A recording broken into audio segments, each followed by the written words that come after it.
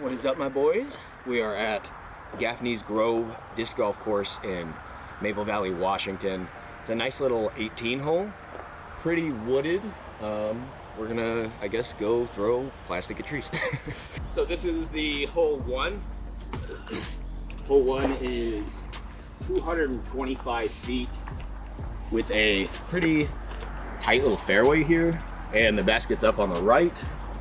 So we're gonna toss a little mid-range. We're gonna be throwing the Castaplas Goatee, whatever, however you say this.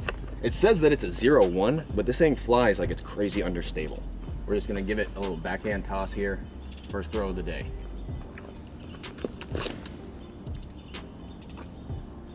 Wow. Probably like 60 feet out. 60 feet out for the birdie putt.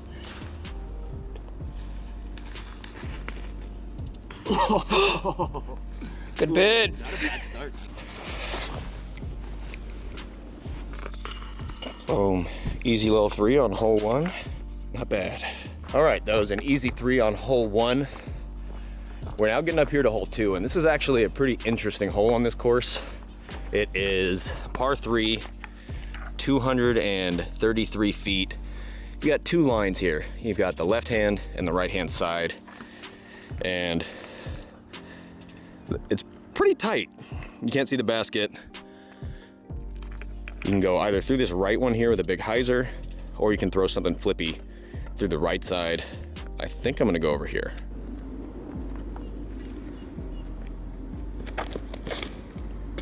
Perfect. Perfect. Beautifully done. Ooh, a little short, but not bad. There's the basket, right up in the middle there. Very wooded course. All right, here's Laura for the upshot.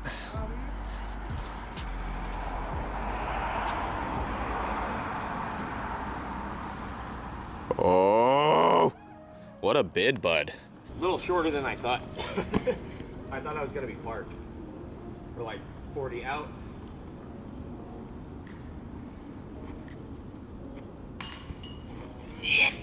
Can't complain about pars.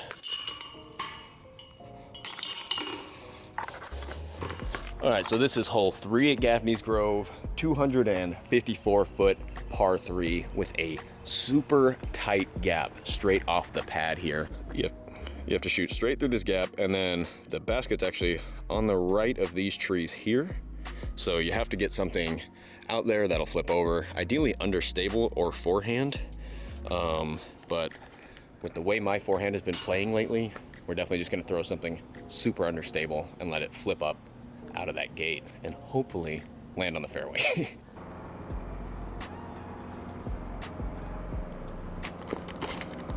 Oh God, no!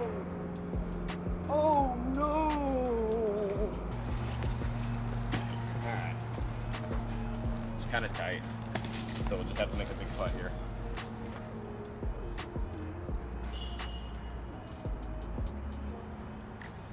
What the fuck are you doing, brother? Well, that's not good. All right, well, we'll take a 4. All right, so now we are on hole 4 at Gaffney's Grove. This is a 220 foot in pin A, 250 foot in pin B. I think it's in pin A, but you've got just a kind of nice hyzer shot up here. You've got to get through this gap on the right, and then our basket's gonna be over here on the left. So I'm gonna throw another mid-range S-line NB3, and we're kind of just let it stand up through that gap and fade out.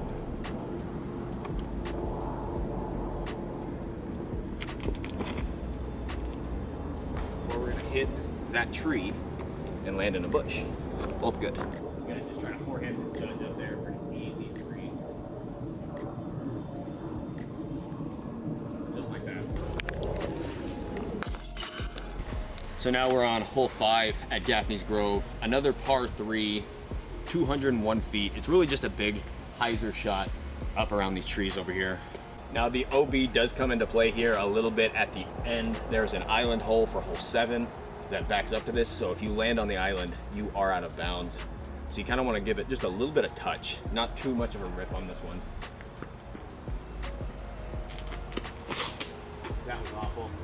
somehow made the gap and skipped up for a par.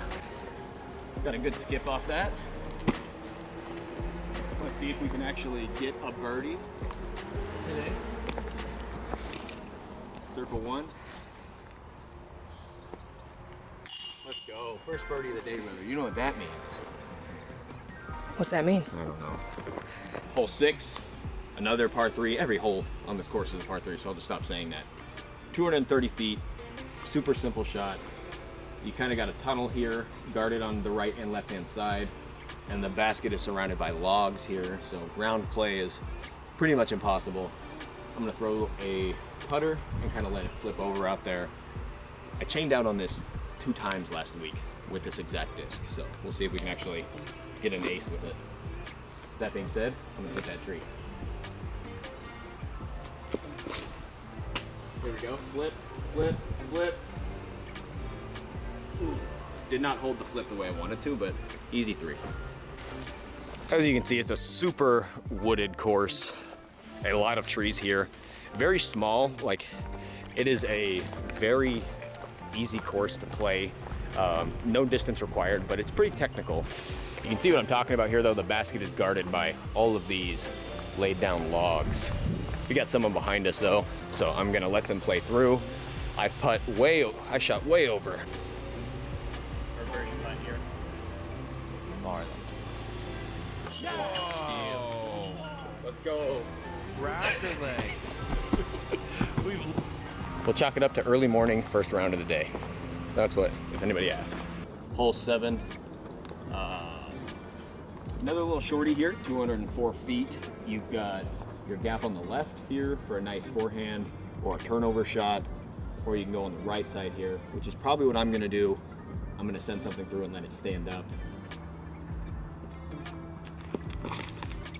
No stand up at all hyzer. But that'll play for a 3 or possibly a really big 2. Really, the main thing about this course is staying on the fairway. Like I said, it is super short, kind of technical, but once you get off the fairway, you are screwed. Super hyzered this. Got absolutely no stand up. That was my fault. We got, again, another 40 footer, because apparently that's just how I like to do it.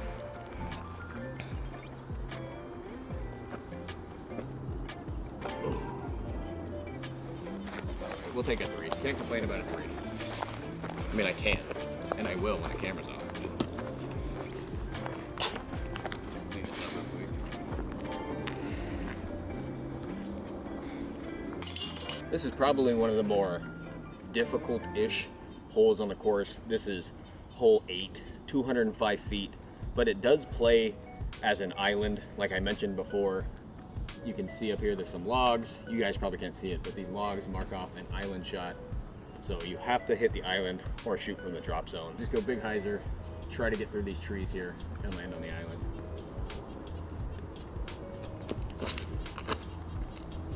That should do it. Parked. Yep, absolutely parked. That's how you do that, brother. This is the drop zone here for the island. Laura's about to take it here. Leaves you with a probably 50-foot putt from the drop zone for 3. Oh, what a bid. So close. So I thought I was parked, but I don't see my disc. Oh, there it is. There it is, brother. There she blows. Not a bad drive, honestly. I usually don't do this backhand line, but it worked out. This is actually definitely the longest hole on the course and the hardest hole on the course. I believe it plays as like high 300s. Actually, let's look here. What does it say? It says from pad A to pin position B, it's 326 feet, par 3. It'd be a par 4 if we were playing from the back pad here. But it is kind of a difficult shot. Yeah, see, this is the hard part, because you have to get out on this hyzer, but you want to let it stand up, because if you go too far to the left, there is a trail that plays as OB. So we're just going to put it on a slight hyzer and hope it stands up. Slight hyzer, he said, and then he hit the first tree. Whoa! Right in the middle of the fairway, though, so. All right. Horrible tree kick off the beginning, but these lovely trees kicked me back into the fairway here. We're probably 125 feet away. We're gonna just throw this judge here. There we go. Nice. Should set up for an easy putt. Good little scramble off my horrible drive here for 3. Thank God. This is another one of the longer holes on this course. From this tee pad to position A, it plays as 261 feet, but it also has a 333 foot pin position that it is not in. So we're gonna just throw a really big anhyzer shot and let it drop right in by the basket, and hopefully it holds.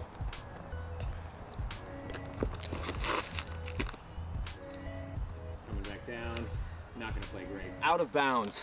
All right, so since I went out of bounds, you just play it where you went out. So I'll shoot from here, shooting for 3, par safe putt. Oh, and he flops it. I absolutely fluffed that putt, so this is for bogey. My shoes are tied, that's why I got a bogey, probably. I have to say, super fun course, very short, and when you take a 4 on this course, on any of these holes, it hurts your pride.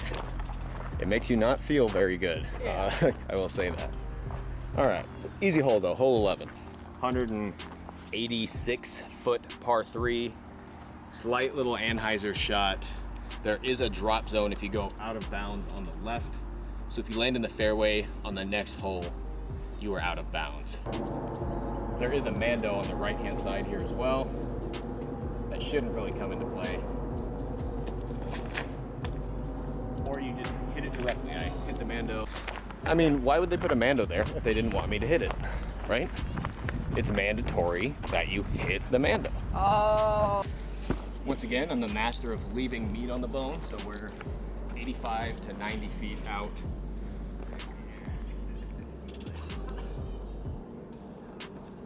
What the fuck was even that, bruh?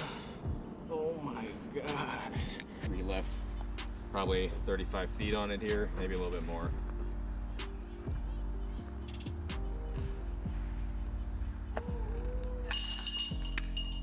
And the crowd goes wild.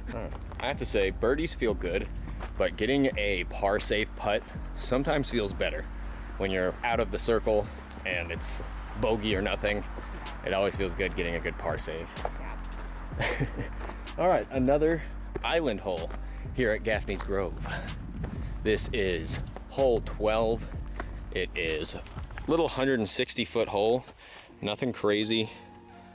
Little hyzer shot, but if you do not land on the island out there, you're out of bounds and you have to take the drop zone by this tree here. MD3, a little bit older, a little beat in, and we're just gonna hyzer it onto the island. There is an elevated basket here, and if you're running it, trying to hit chains, you're definitely going out of bounds. So we're just gonna try to set it up on the island for a nice elevated putt.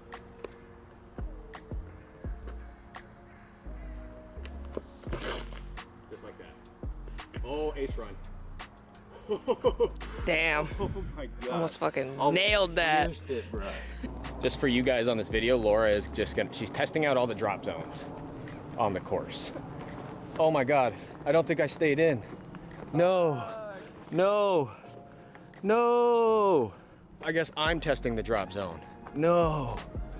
See, I mentioned we've got this elevated basket, and if you run it, you're definitely going outside.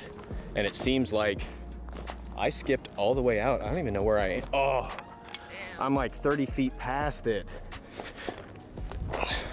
I guess we're just drop zone buddies today. Yeah, check this out though. Elevated basket, pretty tall. I mean, look at it compared to Laura. Big disappointing drop zone putt here because I overshot the, the island. Oh.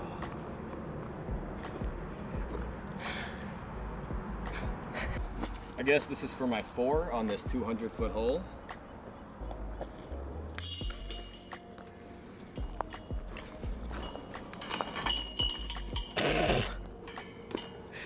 I'm not mad, you're mad.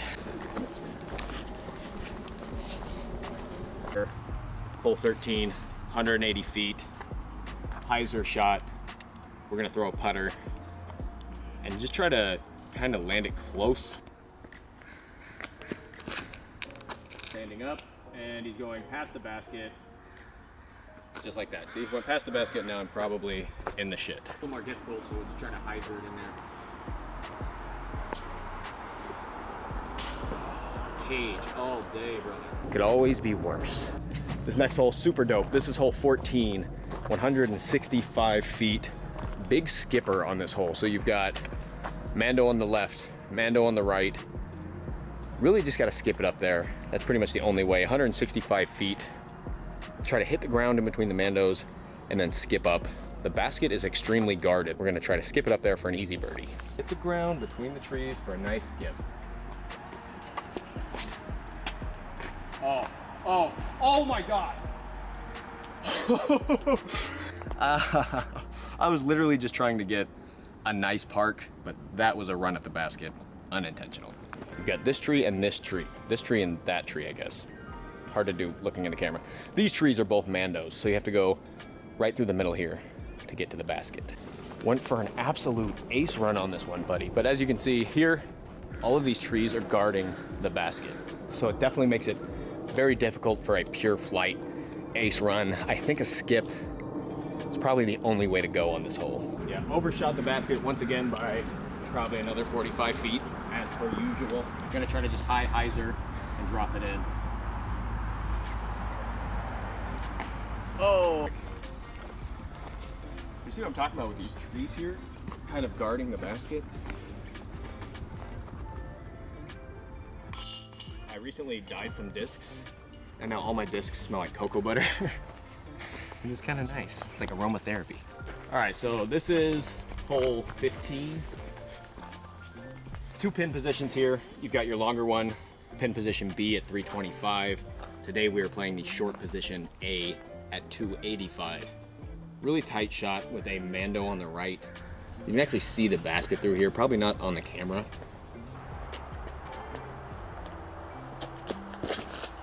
Oh, missed the Mando entirely. Nice. So, not really a super clear drop zone for when you miss the Mando. I'm assuming we're just gonna take from the Mando. I went on the right side. So this is the 3 here.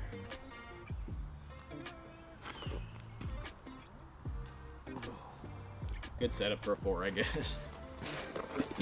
All right. That is a rough 4 to take on this one. Kind of a bummer. All right, so we are on hole 16. The pin is in position A, 232 feet. This one's pretty cool because it's actually up on a hillside and then it's elevated in a stump. So you kind of got the danger of that hillside. If you land too close, like within circle 1, you're probably gonna roll. I'm gonna throw a big hyzer and just let it drop down and hopefully get an elevated putt for 2 from there. Just like that, just like that. And that should be, if it doesn't roll, a decent upshot for 2. I thought it was gonna be a really good shot. Landed on the hill here, and it's a death putt elevated with a huge hill on the other side. So naturally I want to run it for a 2. Kind of slippery right here. Oh! Damn. Oh! Somehow I'm up here hanging on a literal thread. Oh God, I'm gonna fall down this hill. By a literal thread. Nice. Hole 17. This one's another really wooded hole. Our pin position is in A, that is 267 feet. And as you can see, it's literally nothing but trees to get there. This is kind of a spray and pray shot. I'm gonna throw the gote again.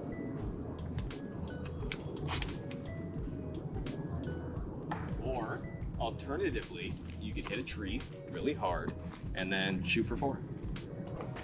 Extremely wooded course, but very beautiful. As most Washington courses are, there's a lot of vegetation. And if you do not land on the fairway, there you are.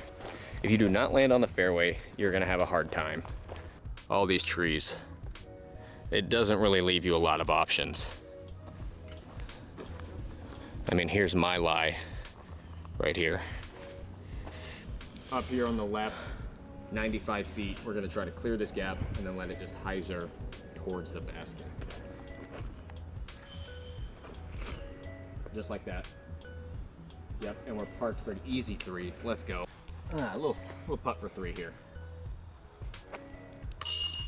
Like I said, this hole, definitely not super long, but pretty difficult and technical when it comes to the fairway. So getting a 3 on this, I'm happy. All right, buddy, on to hole 18. Pretty quick round. It's nice getting here early in the morning. I think we only ran into like 3 people. Yeah. And now you see the parking lot is full. You can hear everybody playing now as we're getting to the 18th hole. This is kind of like prime time for people to show up. It's probably like what, 8:30, 9 in the morning right now? Yeah. We got here pretty early. We are at hole 18, Gaffney's Grove. From this tee pad, it is 175 feet to the pin. We're gonna just hope for a nice hyzer and let it scuttle up to the basket. Once again, pink MD3. Just like that. Just like that. Parked. Actually, I might have went too far, which isn't saying much on a 175-foot hole, but I think I overshot it. See, I'm just so fucking jacked that these little puny holes can't handle me. 175 feet, pff, move over, Eagle McMahon. It's me. I can throw a 150-foot backhand for sure. That actually was amazing. Nice. That was tight. All right, good final shot for the final hole. Well, I have to say, we're getting to our putt on the 18th here, but thank you guys for watching. I do appreciate it. I would like to do more disc golf content like this going forward. I have the equipment, I have the disc golf stuff, so why not combine them? And that's what we're gonna be doing going forward. So let me know what you think in the comments, and I will catch you guys after this sick ass fucking putt. We're right by the practice basket, as you can tell. Oh. Damn. I know that hurt. That would have been nice to finish on like a big birdie, but that's not gonna happen. So that was 18 at Gaffney's Grove in Maple Valley, Washington. Thank you guys so much for watching my horrible disc golf game. I think I got 2 or 3 bogeys out there that hurt. Not as many birdies as I should have. But that's just, yeah, that's just how it goes sometimes. We're gonna go grab breakfast. Thank you guys for watching, and I'll catch you next time.